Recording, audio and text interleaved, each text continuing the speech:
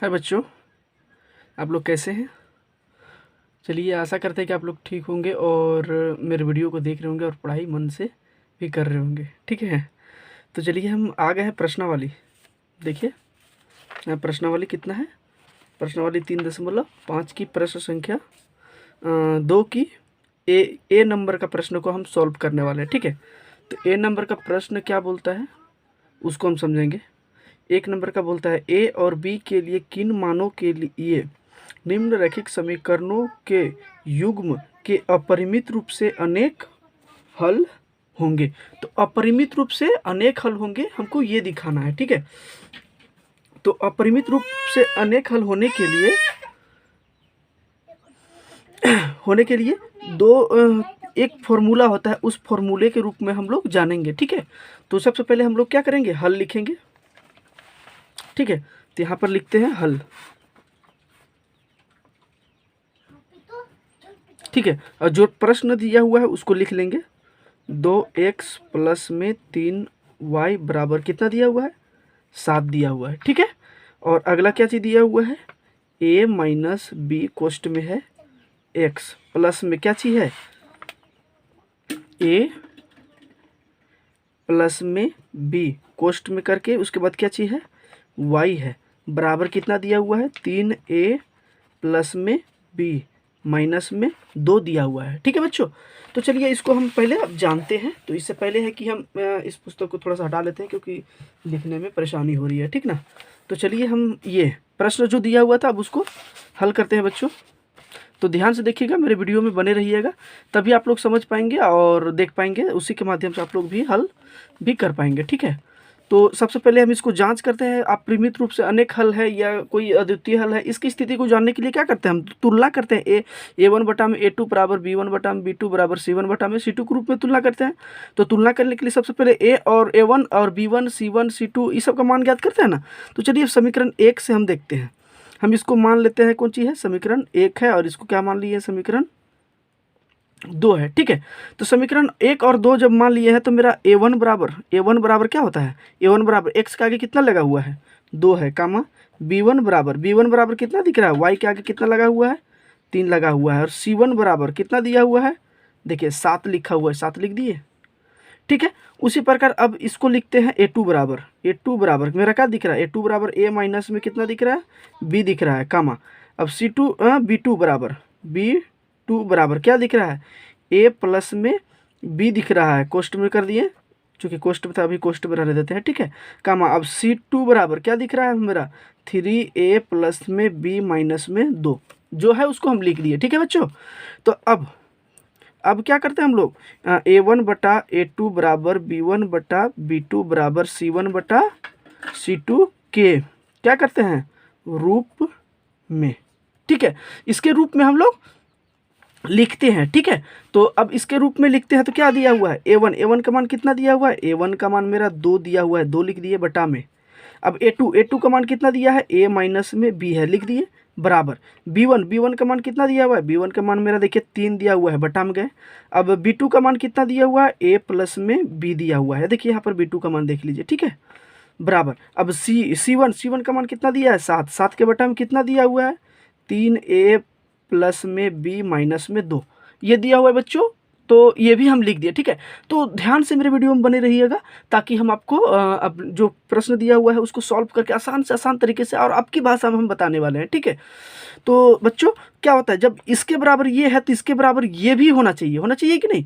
तो चलिए हम सबसे पहले इसको हल करके देखते हैं। ठीक है, तो अब फिर क्या लिखेंगे, फिर तो जब क्या होता है, अपरिमित रूप से अनेक हल होने के लिए, क्या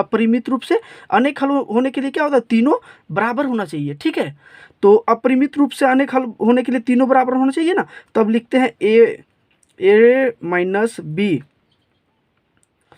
बराबर कितना दिया है, 3 बटा में A प्लस में B, और क्या होना चाहिए मेरा, 2 बटा में A माइनस में B बराबर होना चाहिए 7 बटा में 3A प्लस में कितना है, B माइनस में 2 मतलब 2 है, दिया हुआ है। ठीक है, तो चलिए अब इसके बराबर ये और इसके बराबर हमको ये होना चाहिए। इससे जो प्राप्त होगा वो समीकरण 3 हो जाएगा मेरा, ये समीकरण 4 हो जाएगा। इसी के माध्यम से हम हल कर पाएंगे। ठीक है, तो चलिए इसको अब हल करते हैं। तो यहाँ पर लिख लेते हैं चूंकि, सबसे पहले लिख लेते हैं चूंकि अपरिमित रूप से अनेक हल होने के लिए क्या है, होने के लिए a1 बटा में a2 बराबर b1 बटा में b2 बराबर c1 बटा c2 बराबर होने, ठीक है, ये तीनों बराबर होने चाहिए। क्या चाहिए, बराबर होने चाहिए। ठीक ना, तो चलिए अब उसी के माध्यम से अब इसको हल करते हैं। ठीक है, तो 2 बटा में कितना दिया है, a माइनस में b दिया है बराबर 3 बटा में कितना दिया है, a प्लस में b दिया हुआ है। अब या इसको कैसे लिखेंगे, तिरछा तिरछी इसको गुना करेंगे। ठीक है, गुना करेंगे कितना हो जाएगा, तो 3 से गुना करते हैं 3 एकम 3a माइनस में 3 एकम 3b बराबर 2 एकम 2a फिर प्लस में 2 एकम 2b हो गया। ठीक है, तो इसको या कैसे लिख सकते हैं, 3a, ये प्लस में था इधर आएगा तो माइनस में 2a हो गया,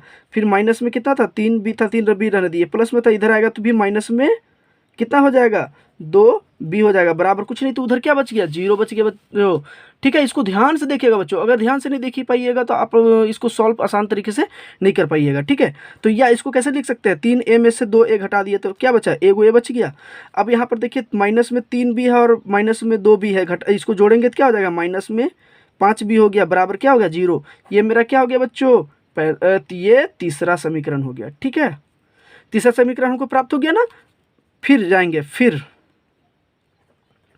अब क्या में जाते हैं, तो देखिए इसके बराबर अब ये लेके चलेंगे बच्चों। ठीक है, तो मेरा जो दिया हुआ था उसको लिखते हैं 2 बट्टा में a माइनस में कितना था b बराबर कितना था 7 के बट्टा में 3a प्लस में b फिर माइनस में 2 था 2 लिख दिए। या इसको कैसे गुना करेंगे, 7 एकम 7a, इससे गुना करेंगे दोनों में तो जो आएगा हम उसको लिखते हैं। ठीक ना, देखिए इसको हम गुना करते हैं 7 एकम 7a हो गया, फिर माइनस में 7 एकम 7b हो गया बराबर, अब 3 से गुना करते हैं 3 दूना 6a प्लस में 2 एकम 2b हो गया, फिर माइनस प्लस माइनस 2 दूना कितना हो गया 4 हो गया बच्चों। इसको ध्यान से देखिएगा बच्चों। या अब इसको कैसे लिख सकते हैं बच्चों, तो 7 में से 7a था, a रहने दिए, उसके बाद ये प्लस में था इधर आएगा तो क्या हो जाएगा माइनस में 6a हो जाएगा, फिर ये मेरा 7b था माइनस में, ये b रहने दिए यहाँ पर। अब ये b वाला को इधर ले आएंगे तो ये प्लस में था इधर आएगा तो क्या हो जाएगा माइनस में 2b हो जाएगा बच्चों बराबर, ये साइड क्या बच जाएगा माइनस में 4 बच जाएगा। इसको ध्यान से देखिएगा बच्चों, अगर ध्यान से आप नहीं देखिएगा तो प्रश्न को नहीं समझ पाइएगा और हल भी नहीं कर पाइएगा। ठीक है बच्चों, तो जैसा कि हम जानते हैं ये अब 7a में से अगर 6a घटाते हैं तो कितना a बचता है बच्चों, इसको ध्यान से देखिएगा। तो मेरा a बचेगा प्लस में बच्चों। उसके बाद अब यहाँ 6 माइनस में 7b है और माइनस में 2b है, इसको जोड़ेंगे तो क्या हो जाएगा माइनस में 9b, तो बराबर क्या बच जाएगा बच्चों 4 बच जाएगा। ये मेरा क्या हो गया समीकरण 4 हो गया। ठीक है, अब समीकरण 1 को पहले हल करते हैं बच्चों। समीकरण 1 से समीकरण 1 क्या दिया हुआ है बच्चों, समीकरण 1 को नहीं, समीकरण 3 से हम जाएंगे, 3 से जाएंगे, समीकरण 3 जो दिया वो उसको अब लिखते हैं यहाँ पर। तो a माइनस में कितना है 5b बराबर क्या था 0, या a बराबर हम क्या लिख सकते हैं, माइनस में था तो उधर जाएगा तो प्लस में 5b हो गया। ठीक है, तो अब जब a का मान हमको इसमें ज्ञात हो गया समीकरण 3 से, तो जब a का मान समीकरण 3 से ज्ञात हो गया तो क्या करेंगे हम बच्चों, तो चलिए हम समीकरण जब 3 से हमको a का मान ज्ञात हो गया तो समीकरण क्या लिखेंगे, a का मान समीकरण कितना में 4 में रखेंगे बच्चों, क्या चीज़ 4 में रखने पर। ठीक है, तो समीकरण 4 हमें जो प्राप्त हुआ है बच्चों हम उसको लिख लेंगे। ठीक है, तो समीकरण 4 देखिए यहाँ पर सामने जो दिया हुआ है उसको लिखते हैं, a माइनस में 9b बराबर माइनस 4 था 4 लिख दिए, या a का मान हमको कितना लिखना है 5b लिखना है। ठीक है, फिर माइनस में कितना है 9b बराबर कितना है माइनस में 4 है बच्चों, या इसको घटाएंगे तो कितना बचेगा बच्चों माइनस में 4b बचेगा, चूंकि माइनस वाला संख्या बड़ा है। ठीक है बच्चों, तो अब माइनस वाला संख्या बड़ा है तो क्या लिखेंगे, इसके बराबर क्या लिख सकते हैं माइनस में 4 बच गया, तो ये माइनस मेरा क्या हो गया कैंसिल हो गया, 4 एकम 4 4 एकम 4, ये एक एक बार में कट गया बच्चों। तो या इसको b का मान क्या लिख सकते हैं, b का मान 1, तो b का मान 1 आ गया, तो b का मान ए के मान में क्या करेंगे, रखने पर।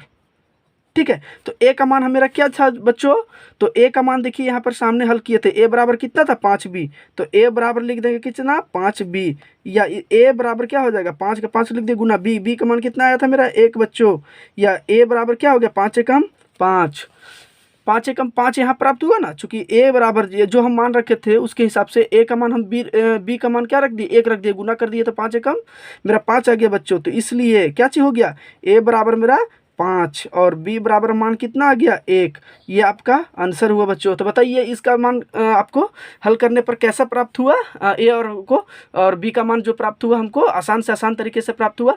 तो ये जो प्रश्न आपको हल करके हम बताए हैं बच्चों, तो कितना आसान तरीके से बताए हैं उसको हमें कमेंट बॉक्स में कमेंट करके जरूर बताइएगा, और लाइक सब्सक्राइब और शेयर करना नहीं भूलिएगा। अगर इस क्वेश्चन को आप लोग ध्यान से अगर नहीं बना पाइएगा तो आपका 5 नंबर से 6 नंबर का क्वेश्चन जो है ना आपके हाथ से चला जाएगा बच्चों। तो इसलिए ध्यान से पढ़िए और मेरे वीडियो को बने रहिए, ताकि नेक्स्ट वीडियो आए तो आप उसको देख पाए, इसलिए बेल आइकन बटन को भी दबा लें। तो इस वीडियो में इतना ही, आप लोग को तहे दिल से धन्यवाद बच्चों।